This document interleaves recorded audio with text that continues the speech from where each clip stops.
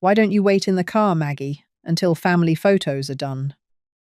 That is what my daughter-in-law said to me under the white garden arch, with roses behind her and my granddaughter's wedding music still floating through the air. She said it softly. That was Tessa's way. Never loud enough for everyone to hear. Never sharp enough that anyone could accuse her of being cruel. Just a gentle hand near my elbow, a careful smile, and words polished smooth enough to pass for kindness. "We're doing immediate family first," she added. "You understand." I stood there in my navy dress, the one I had pressed twice that morning because my hands were not as steady as they used to be. On my left shoulder was Paul's pearl brooch. My husband had given it to me years before, and I wore it only on days that mattered. That day mattered. My granddaughter Lily had just married a good young man beneath that arch. I had watched her walk down the aisle with tears in my eyes and one small hope in my heart. I wanted one photograph with her. Just one. Something I could put beside Paul's picture on the little table in my hallway. I looked past Tessa to my son, Brian. He had heard her. I know he had, because his eyes moved to mine for half a second. Then he looked down and straightened his tie, like the knot had suddenly become the most important thing in the world. That small silence did more damage than Tessa's words. The photographer stood nearby, adjusting his camera. Lily was laughing with her bridesmaids, unaware of what had just happened. Guests were drifting toward the reception hall. Everything around me looked beautiful, expensive, and carefully arranged. I almost walked away. For a moment, I truly did. I turned toward the parking lot, because old habits are hard to break. Mothers learn to swallow things. Grandmothers learn to keep peace. Widows learn to carry hurt quietly, especially when the day belongs to someone younger. Then my fingers touched Paul's brooch. I felt the cool pearl beneath my thumb, and I remembered why I had paid for that photographer in the first place. Not for Tessa's perfect image, not for Brian's convenience, for family, for memory, for the picture Paul never lived to see. So I stopped walking. I turned back. Not quickly, not angrily, just steadily. I looked at the photographer and kept my voice low. Before I leave, I said, "Would you mind checking whose name is on your contract?" Tessa's smile changed, and the photographer looked down at his tablet. For a few seconds, nobody said a word. Those few seconds felt longer than the whole ceremony. Tessa kept her hand near my arm, but she was no longer touching me. Her smile stayed on her face, though it had tightened at the corners. Brian still would not look straight at me. He looked at the grass, then at Lily, then at the photographer, as if one of them might rescue him from having to be a son. I did not raise my voice. I did not ask Tessa how she could say such a thing. I did not ask Brian why he let her. There are moments when anger wants to climb right up your throat, but age teaches you something if you let it. Not every hurt deserves a public performance. Some hurts deserve a witness. The photographer cleared his throat. "Yes, ma'am," he said carefully. "Margaret Whittaker is listed as the client for the Whittaker Family Legacy album. Final family selections go through her approval." Tessa gave a small laugh. It was too quick. "Oh, that's just paperwork," she said. "It's all family money." I looked at her then. Not hard, not cruel, just long enough for her to understand that I had heard every word. "No, Tessa," I said quietly. "It was Paul's money, and mine." The air changed. Not loudly, no one gasped, no one dropped a glass. The wedding did not stop. But the little circle around us went still in that way people do when truth has stepped into a place where pretending was more comfortable. Lily turned from her bridesmaids and called, "Grandma, are you coming?" That nearly broke me. 'Cause she sounded like a little girl again, waiting for me at the school curb with her backpack sliding off one shoulder. I smiled at her. "Yes, sweetheart," I said, "just one picture." Then I turned back to the photographer.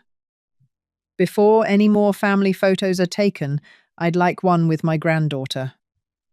He nodded. Tessa said nothing.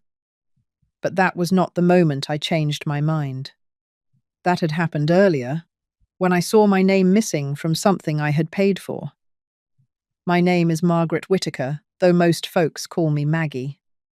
I was 72 years old that summer, retired from the front office of a public elementary school outside Dayton, Ohio. For 38 years, I answered phones, found lost lunchboxes, called parents when children had fevers, and kept track of paperwork nobody else wanted to touch. Permission slips, bus notes, emergency contacts, lunch accounts, field trip forms. I knew which children needed extra patience and which mothers were one bad phone call away from crying in the parking lot. I was never rich. Paul and I lived carefully. He ran a small appliance repair shop with a bell over the door and grease under his fingernails most evenings. I worked at the school. We paid our bills on time, drove our cars until they rattled, and saved a little from every paycheck, because Paul believed emergencies were less frightening when you had prepared for them. He also believed family should show up. Not just when it was easy, not just when there was something pretty to post or something expensive to celebrate. Paul showed up with a toolbox, a casserole dish, or a folding chair under his arm. If someone needed help, he did not make them beg for it. Brian was our only son. I loved that boy with the kind of love that makes a woman forget how tired she is. I packed his lunches, sat through ball games in cold wind, helped with college forms, and prayed over him more nights than he ever knew. Then Lily came along, and I learned there was a second kind of love waiting for me. I picked her up after school when Tessa went back to work. I kept apple slices in little plastic containers because she liked them better without the skin. I paid for tap shoes one spring when money was tight. I sat in the third row at every recital, clapping until my palms stung. I never kept a list because I wanted repayment. I did those things because that is what family meant to me. Paul used to say family photos were proof that love stood somewhere for a while. He said it every time I complained about him making us gather in front of the Christmas tree or on the porch. Before Easter dinner, "Come on, Maggie," he would say. "Someday we'll be glad we stopped long enough to remember." After he died 6 years before Lily's wedding, I still kept those photos dusted. But little by little, the people inside them began treating me like I belonged, only in the background. At first, I told myself I was imagining it. After Paul passed, people treated me carefully for a while. They brought soup, sat with me in the den, asked if I was sleeping. But grief has a way of making other people uncomfortable after a few months. Eventually, the visits got shorter. The calls became more practical. "Mum, can you pick Lily up today?" "Mum, do you have any extra grocery money until Friday?" "Mum, the electric bill came higher than we expected." I said yes, because saying yes felt like staying connected. It felt like keeping my place in the family after Paul was gone. Then the favors grew bigger. There was the month Brian's hours were cut, and I helped with the mortgage. There was the dental bill Tessa said could not wait. There were dance fees for Lily, a car repair, a new refrigerator, and more than one temporary loan that never found its way back to me. Tessa was always polite about it. That was what made it hard to name. She never snatched. She never demanded in a way I could point to. She would sigh softly and say, "Maggie, I hate even asking." Then explain why it was really for Lily, or for the house, or for keeping stress off Brian. And I would write the check. But when there was a dinner where nothing was needed from me, the invitation came late, if it came at all. At Thanksgiving, I was asked to bring 2 pies and extra folding chairs, then seated near the hallway because Tessa said the dining room was already balanced. At Lily's birthday, I paid for the cake and watched Tessa thank her friends for helping make the day special. Brian saw these things. I know he did. Once, after Tessa corrected me in front of guests for putting serving spoons in the wrong bowls, I found him in the garage and said, "That embarrassed me. He rubbed his forehead and said, "Mom, you know how Tessa gets. Just don't take it personally." But how does a mother not take it personally when her own son asks her to shrink so his house can stay peaceful? I did not know then that every little silence was teaching them how much I would accept. Then Lily got engaged, and Paul's old envelope came back into my hands. I found it in the bottom drawer of Paul's old dresser, the one that still stuck a little on the left side. Lily had called that afternoon, breathless and laughing, to tell me she was engaged. I remember sitting at my kitchen table with the phone pressed to my ear, smiling so hard my cheeks hurt. After we hung up, I stayed there for a long while, looking at the empty chair across from me. Paul should have heard that news. That was the thought that made me get up and open his drawer.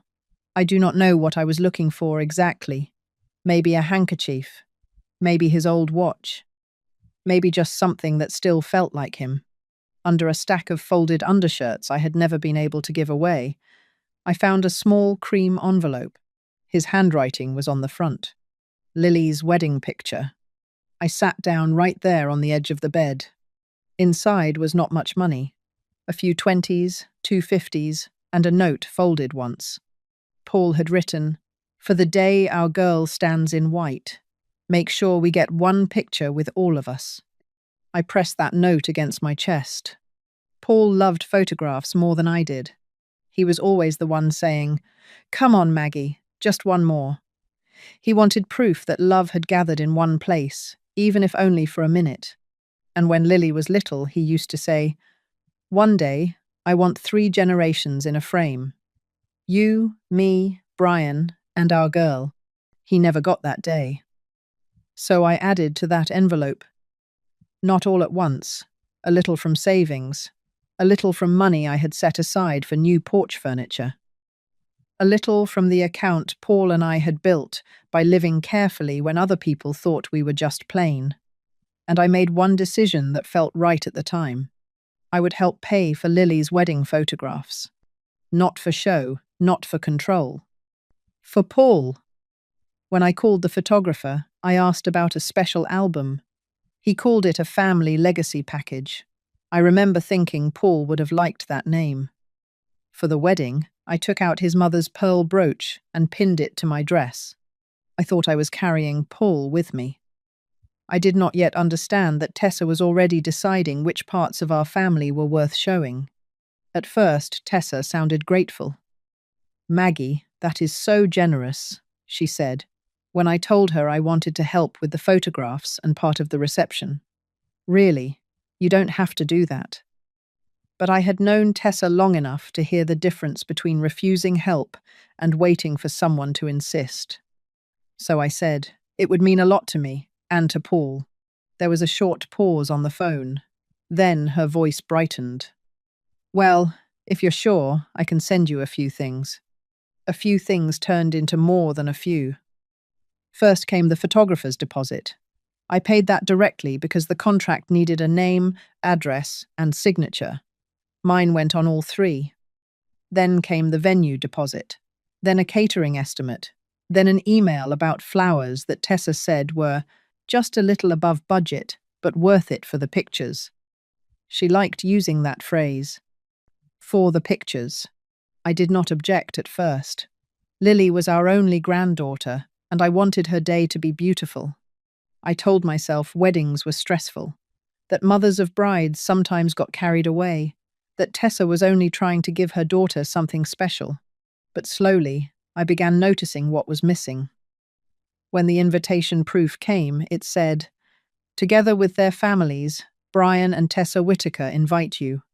My name was nowhere on it. Paul's name was nowhere on it. I called Brian that evening and asked, gently, "Would it be strange to mention your father somehow, since some of the wedding money came from what he saved?" Brian sighed, like I had handed him a heavy box. "Mom, don't make the money part awkward," he said. "Tessa's handling all that." All that. 2 words that covered 1,000 little dismissals. After that, Tessa stopped copying me on full planning emails. Instead, she forwarded invoices with short notes. Can you take care of this one? This is due Friday. Vendor needs payment today. No hello sometimes. No thank you until after the receipt was sent. Then I noticed upgrades I had not approved. Extra centerpieces, a dessert table, more hours for the photographer, a larger print package. Tessa called them small adjustments. But small adjustments have a way of becoming large bills when someone else is expected to pay them. So I did what I had done for nearly 40 years in a school office. I made a folder. I printed every email. I saved every invoice. I kept the photographer's contract, the venue receipt, the catering estimate, and the notes where Tessa had asked for money without ever saying, Maggie is helping host this. I was not planning a fight. I was just keeping things straight. What they did not know was that I had spent 40 years keeping records for a living. By the time the wedding day arrived, I had a neat blue folder on my kitchen desk and a small ache in my chest. I kept trying to ignore. That morning, I told myself to leave the ache at home. I got dressed slowly. I wore the navy dress Paul always said. Made my eyes look brighter, though I never believed him when he said it. I pinned his mother's pearl brooch to my left shoulder and smoothed the fabric around it twice. Then I tucked my old wedding handkerchief into my purse, the one with a tiny blue flower stitched in the corner. I arrived early because that is what I do. I have never liked making people wait. The venue was lovely, with white chairs on the lawn and flowers wrapped around the garden arch. Lily looked beautiful. When I saw her in her dress, I forgot every uncomfortable thing for a minute. She was still my little girl, with apple slices in her lunch bag. Grandma, she whispered, hugging me carefully so she would not wrinkle anything. You look so pretty. That one sentence carried me for a while. Then the little cuts began. An usher checked the seating chart and led me to a chair several rows behind Brian and Tessa, off to the side, near a tall planter. I looked toward the front row and saw Tessa's sister, two of her friends, and a couple I barely knew, sitting where close family usually sits. I told myself not to make a fuss. Then I opened the program. On the second page, printed in soft gold letters, it said, Hosted with love by Brian and Tessa Whitaker. I read it once. Then again. My name was not there. Paul's name was not there. Not even a small mention. Not even in loving memory. The money he had tucked away in that cream envelope had helped put flowers on that arch, food on those tables, and a photographer by the aisle. But on paper, we had disappeared. A woman behind me leaned toward Tessa before the ceremony and said, You and Brian did all this? How generous. Tessa smiled like she had been waiting for that line all morning. We wanted Lily to have the day she deserved, she said. Brian glanced at me, just once. Then he looked away. The program hurt, the seat hurt. But the real insult came after the ceremony, when everyone gathered near the garden arch for family photos. I stood a few steps back with my purse held in both hands. I did not push forward. I did not ask where to stand. I waited the way. Older women are often expected to wait, quietly and politely, trusting someone would remember we were there. The photographer began calling groups. Bride and groom with parents. Brian and Tessa stepped in close. Lily's new in-laws stood on the other side. Everyone smiled. The camera clicked. Tessa adjusted Lily's veil, then turned her face slightly toward the sun, like she had practiced the moment in her mirror. Then came siblings, cousins, college friends, bridesmaids, Tessa's sister, Tessa's parents. People moved in and out of the frame, while I stood beside a white chair with my hand resting on Paul's brooch. I told myself, they will call me in a minute. Then I heard Tessa speak to one of her relatives behind the photographer. We just want the main photos clean, she said, not too crowded. She did not say my name, but I felt it anyway. A moment later, she came toward me with that same careful smile. The kind people use when they want their cruelty to look like organization. Maggie, she said softly, why don't you wait in the car until family photos are done? We're keeping these to immediate family first. For a second, I could not feel my feet. I looked at Brian. That is the part I remember most clearly. Not the flowers, not the music, not even Tessa's words. I remember my son standing there in his grey suit, close enough to hear every syllable and doing nothing. His eyes met mine, then dropped. He straightened his tie. That was his answer. Something inside me went very still. Not cold, not angry in the loud way. Just still, the way a house feels after a door has closed for the last time. I nodded once and turned toward the parking lot. I had almost reached my car when I saw myself in the window. An old woman in a navy dress, holding a purse too tightly, wearing a pearl brooch from a man who had loved her better than that. And I heard Paul's voice in my memory. Just one picture, Maggie, so they remember we were there. That was when I stopped waiting to be chosen. I turned around and walked back toward the photographer.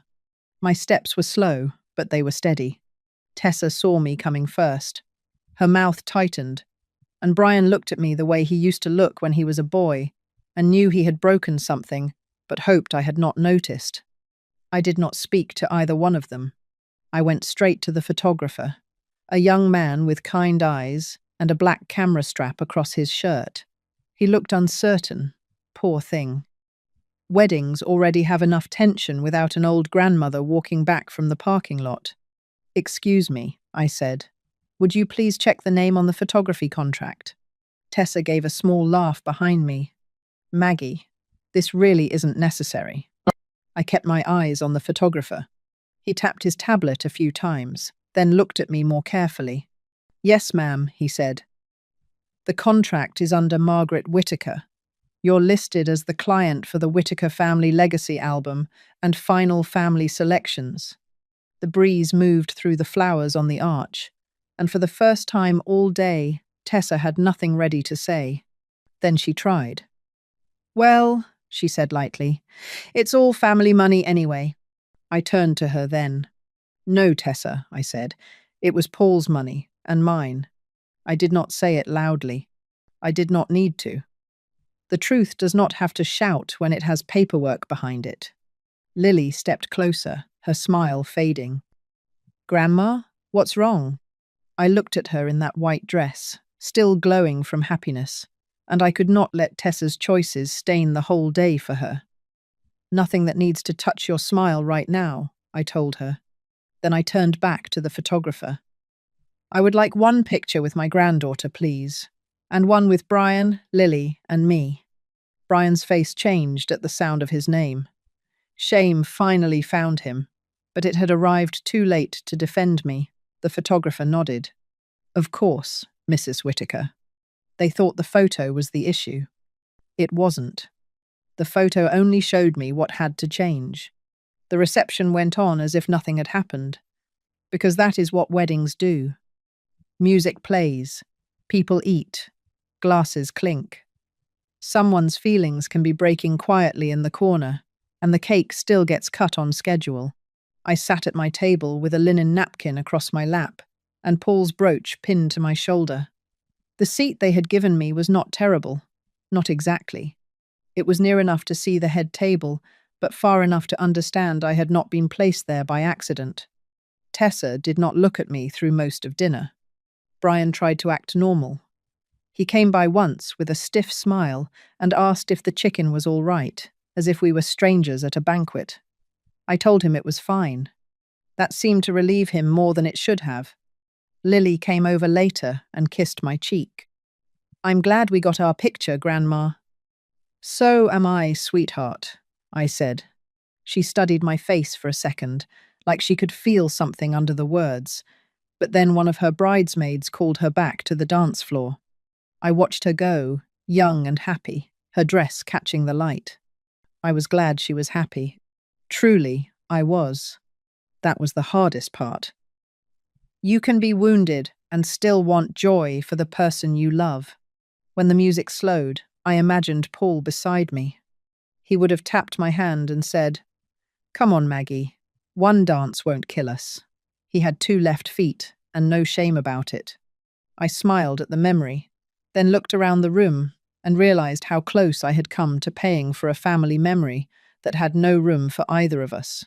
Near the restrooms, Tessa finally caught me alone. "You embarrassed us," she said under her breath. I looked at her carefully. I asked for a photograph. "You made it about money." "No," I said. "You did that when you accepted it and hid me." Her cheeks flushed, but before she could answer, Brian appeared behind her. "Mom," he said, tired already, "couldn't you have let it go for one day?" There it was. Not, "I'm sorry." Not, "I should have spoken up." He wanted me to protect the day, not my dignity. I went home that night with my purse, my brooch, and a quiet decision sitting heavy in my chest.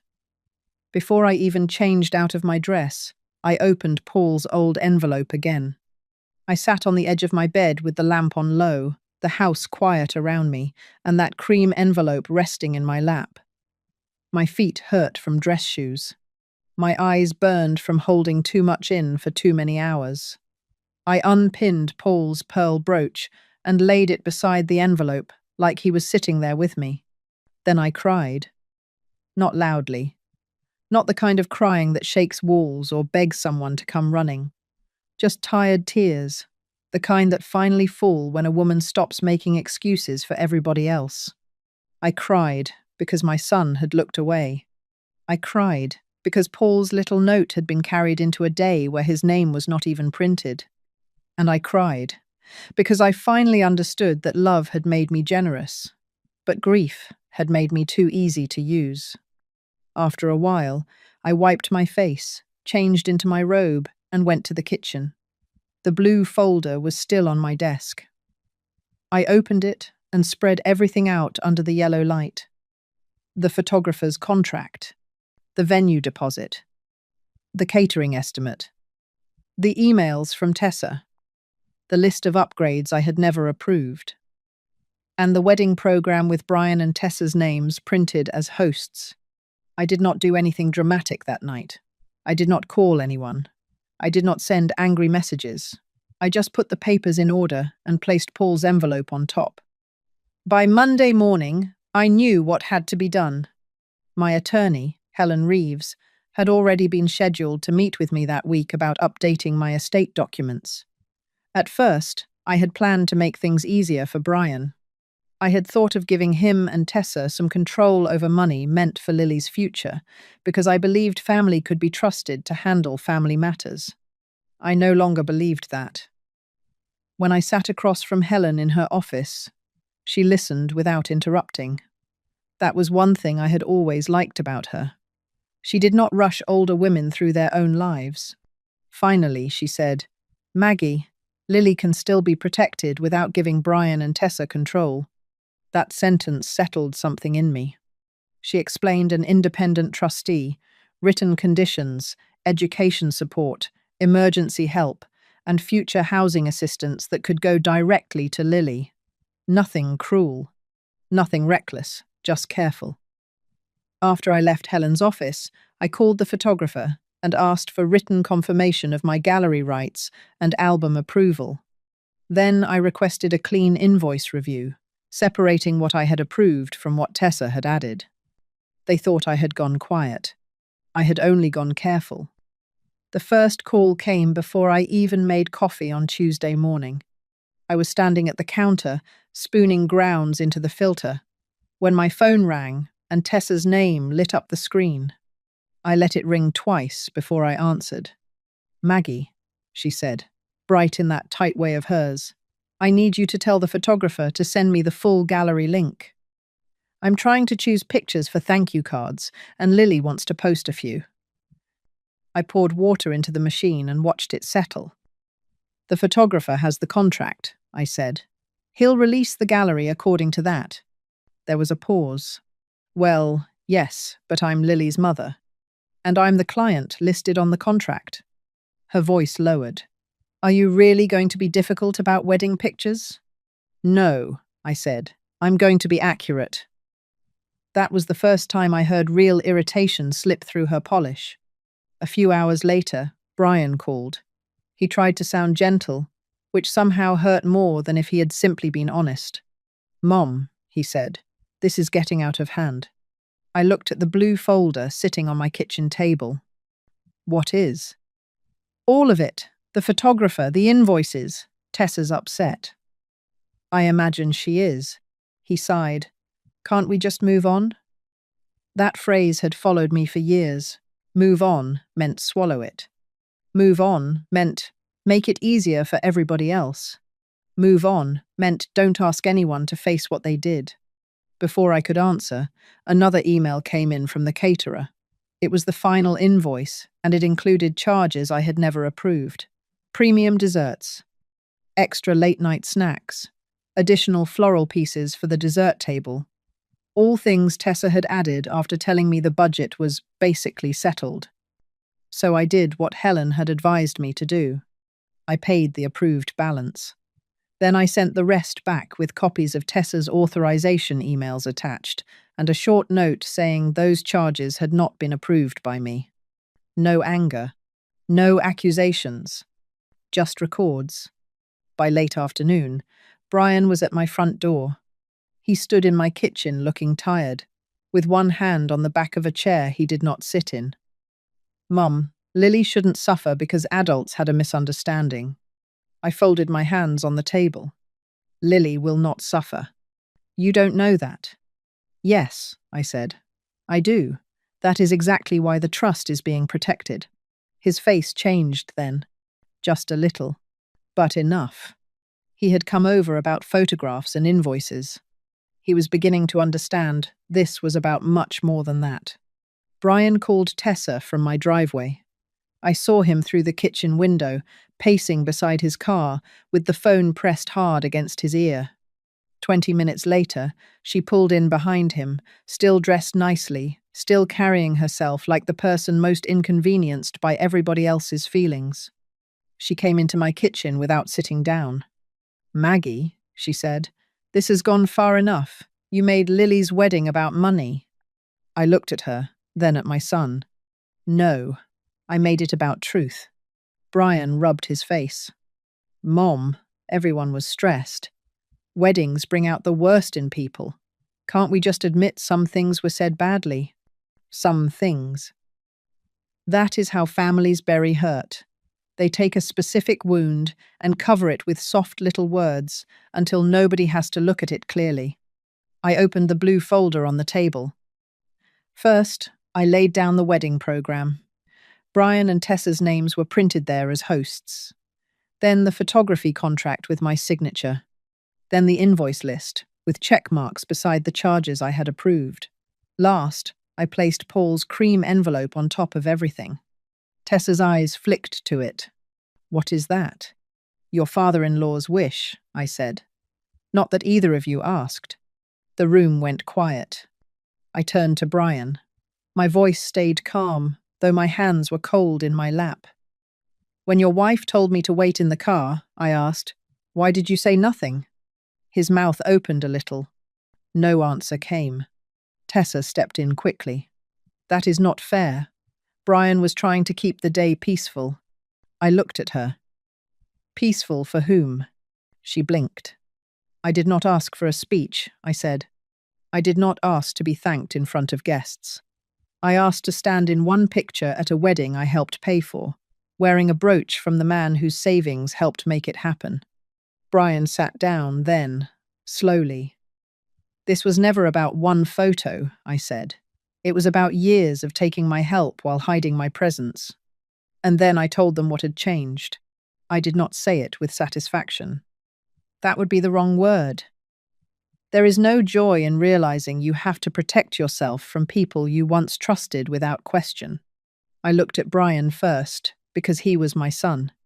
"Lily's future support is still there," I said. "I am not taking that away from her." His shoulders lowered a little, as if he had been holding his breath. "But you and Tessa will not control it." Tessa's head came up. "What does that mean?" "It means Helen Reeves is preparing a protected trust. An independent trustee will handle it." If Lily needs help with education, medical emergencies, or a down payment someday, the money can go directly where it is supposed to go, not through either of you. Tessa stared at me like I had slapped her. You're punishing us, she said. No, I answered. Punishment takes something away to hurt you. Boundaries keep me from being hurt again. Brian looked at the papers on the table. For once, he did not rush to defend Tessa. He just sat there, quiet and pale, reading the truth in black ink. I continued. I will no longer cover expenses I did not approve.